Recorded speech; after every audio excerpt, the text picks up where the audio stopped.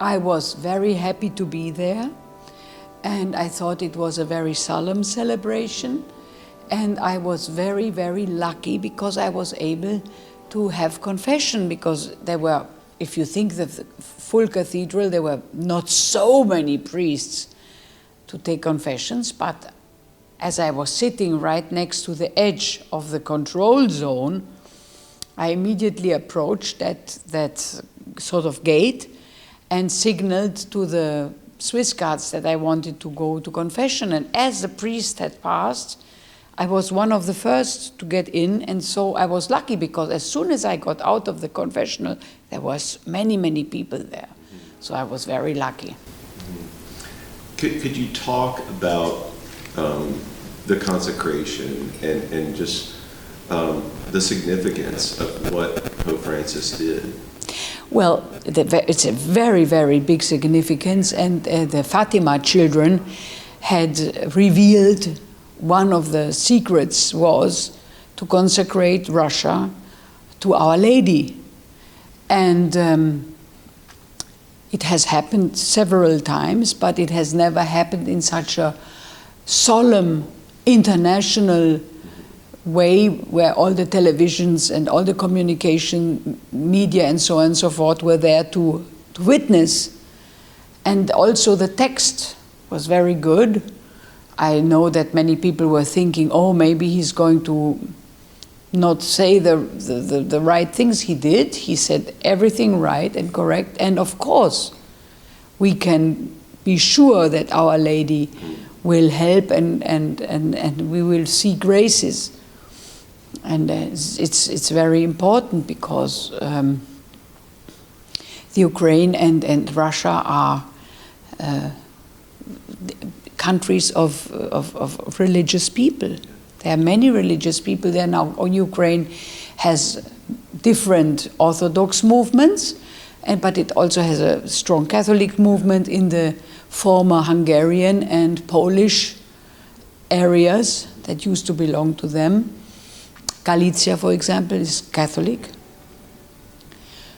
So I think to bring in and consecrate those countries to Our Lady was a very necessary step, especially at this point where these two countries are quarreling. Are you surprised at just the degree of the destruction we're seeing? Did you in any way foresee that we would see what we're seeing now in Mariupol and just the complete devastation? Well, if you observe the armory that the military complex sells to the world today, then of course you know that they have a huge potential for destruction. We saw this in Syria, we can see this in Yemen, we can see this in Central African Republic, and in very much also in Ethiopia. There are all these wars. The military equipment is very, very strong, and as soon as the military equipment is kaput, how do you say? Then, of course, the military complex is very interested to sell new material. So we have a very large industry in the back that is actually also interested in those fights because they can sell new arms. And now Germany is rearming. Yes, and I don't like that at all, because I was very happy for Germany to bring down its military power because of the past. And I am a pacifist at heart, so I don't like those strong military armaments and ammunition and all that. I think it's very dangerous, because if it is bought, it will be used. Nobody buys new cars to just keep it in the garage. If you have a new car, you also want to drive it. And the same goes for military equipment. And of course the destruction is terrible, because now we look at it because it's so close to us.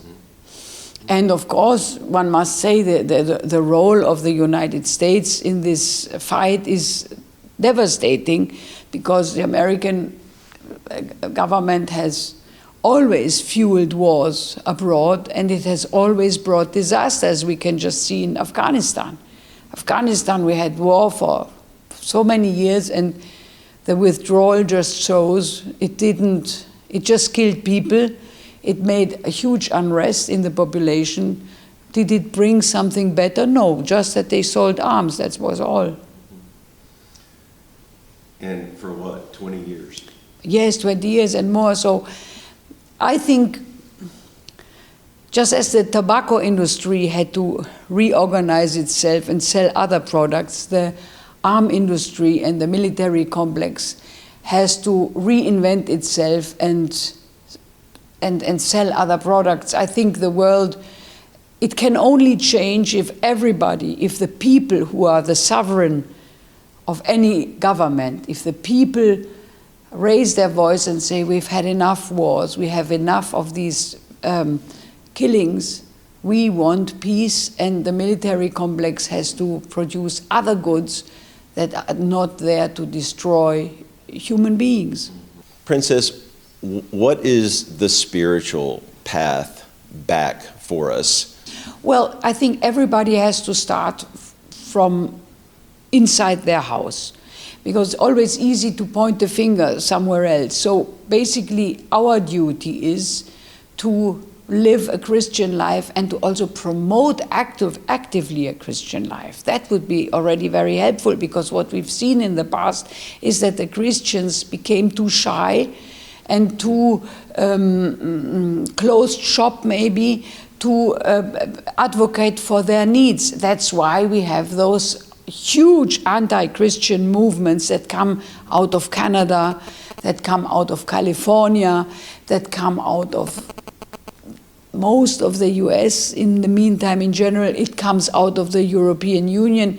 These are basically new methods of Weltanschauung, a way to look at the world. One thing, for example, that strikes me, and that Christians, I think, should fight all over the world to make this understood. We are not too many people in the world. We have still too many Malthusianist thinking people in high-ranking positions who hold on to the belief that the world is overpopulated. That is not true, because science since long time has proven that if we put together the whole world, we would all fit into Texas and everybody would have a house and a garden. If you look at the globe, you see how much non-inhabited space there is. It's ridiculous, but nobody takes the time to actually look at the globe and say it's true. The humankind, it's a lie.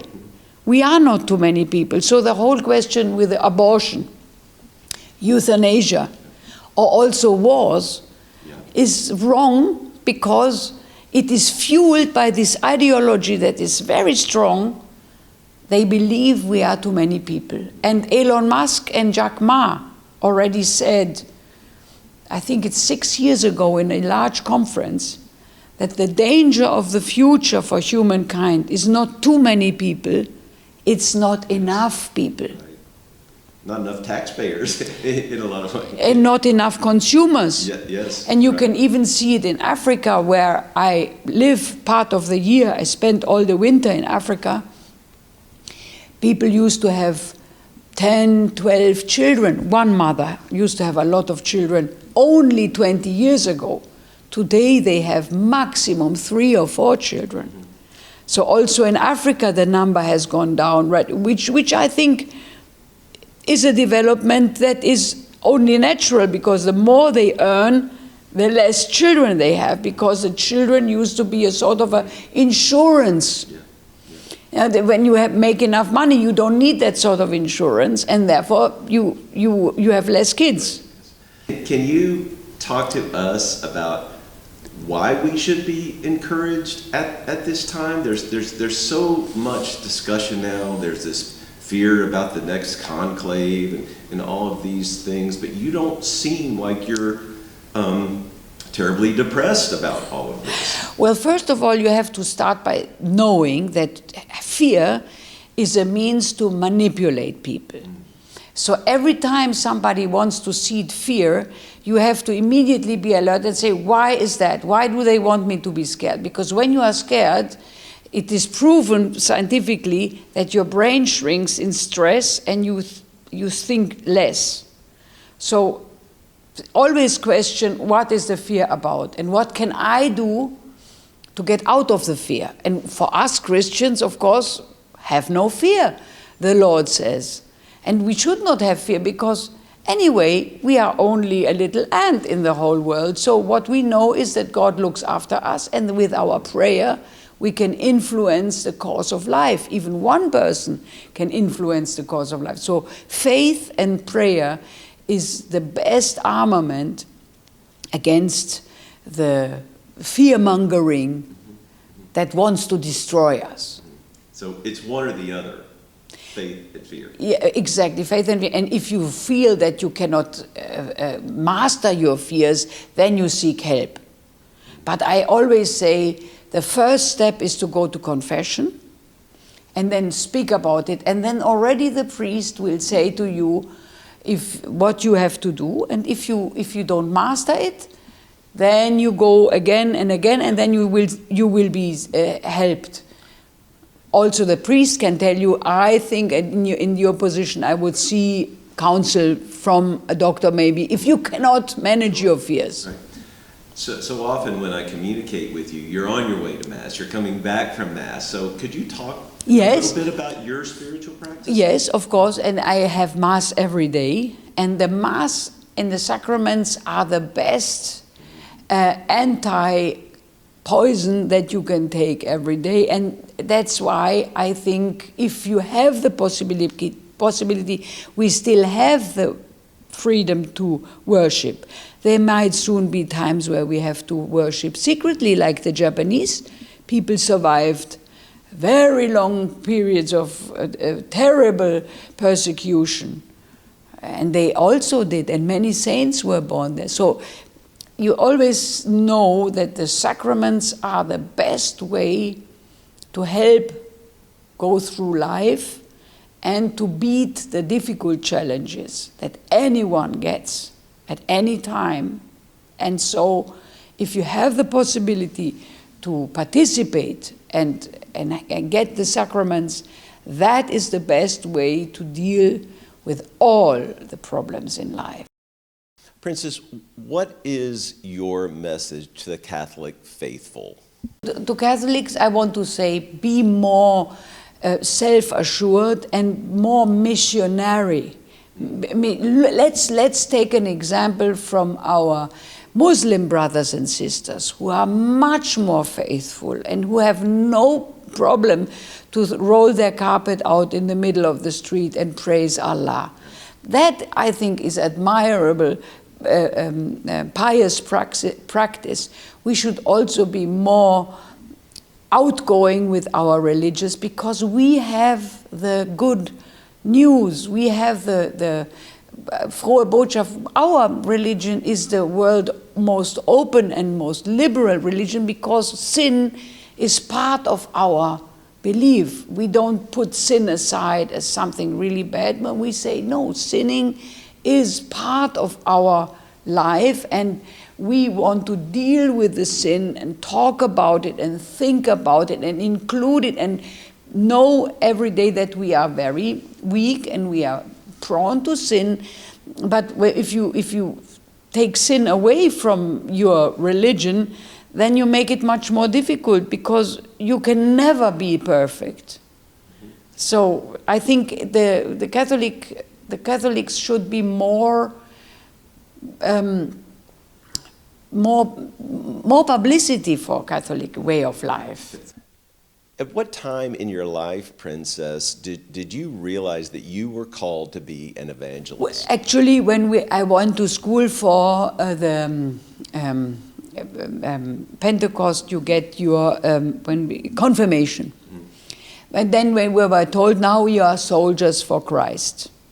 It's your duty to go out and tell the others about the good message, the good news of Jesus Christ. And I took that seriously. And also I realized growing up that basically we suffer under a dark cloud of Puritanism. Everybody that thinks of us today thinks that we are the religion of forbidden things. And the contrary is right. The forbidden things comes from the Puritanic, from the Protestant denominations. The Catholics are the ones that have fun parties, that have beautiful costumes.